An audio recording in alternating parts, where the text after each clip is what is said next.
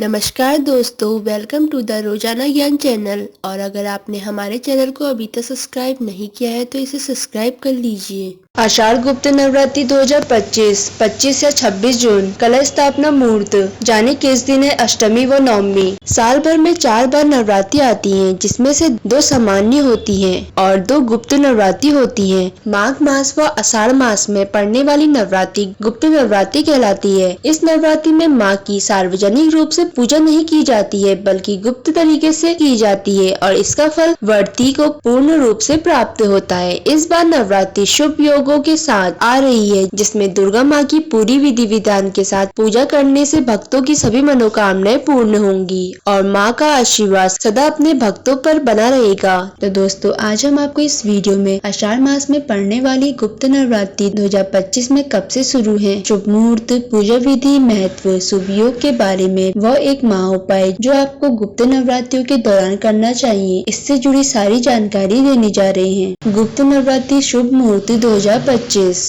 इस बार यानी कि 2025 में आषाढ़ मास गुप्त नवरात्रि का यह पर्व 26 जून गुरुवार से शुरू होगा और इसका समापन 4 जुलाई सोमवार के दिन तक चलेगा। प्रतिपदा तिथि प्रारंभ 25 जून शाम 4 बजे से, प्रतिपदा तिथि समाप्त 26 जून दोपहर 1:24 तक। कलश घट स्थापना शुभ मुहूर्त 26 जून सुबह 5:25 से 6:58 तक। घट स्थापना अभिजीत मुहूर्त 26 जून सुबह 11:56 से दोपहर 12:52 तक। दुर्गाष्टमी होगी 3 जुलाई 2025। दुर्गा नवमी होगी 4 जुलाई 2025। गुप्त नवरात्रि पूजा विधि। गुप्त नवरात्रि के समय महाविद्या व तंत्र साधन के लिए त्रिपुर सुंदरी माँ, छिन्नमस्ता माँ, बगलामुखी, भुवनेश्वरी माँ काली, त्रिपुर भैरवी, मातंगी, माँ धूनावती और कमला देवी, इन सभी की पूजा अर्चना की जाती है। इस नवरात्रि में की गई पूजा को गोपनीय रखा जाता है। नवरात्र के पहले दिन आप सुबह स्नान आदि से निवृत्त होकर साफ स्वच्छ वस्त्र धारण करें। फिर आप सच्चे मन से व पूरी श्रद्धा से 9 दिनों तक व्रत रखने का संकल्प लें। फिर आप घट स्थापना के लिए